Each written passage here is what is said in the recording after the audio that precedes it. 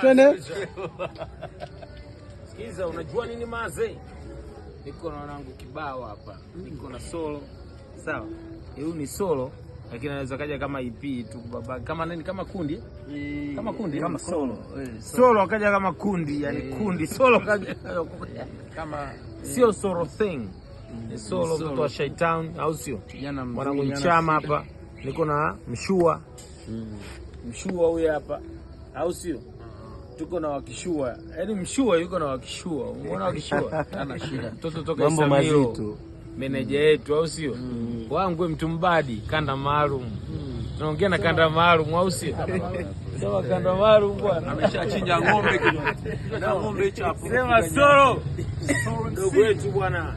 Hapa mjini patakuwa patoshi. Kifupi ni kwamba dogo tunamkubali na dogo anafanya vitu vya maana au sio? Kabisa. Kuna manige inabidi wajipange tu, wanajiita Shaitan boy. Wasipojipanga watajielewa tu vizuri. Kuna muda ni mchache. Wasipojipanga tujipanga sisi.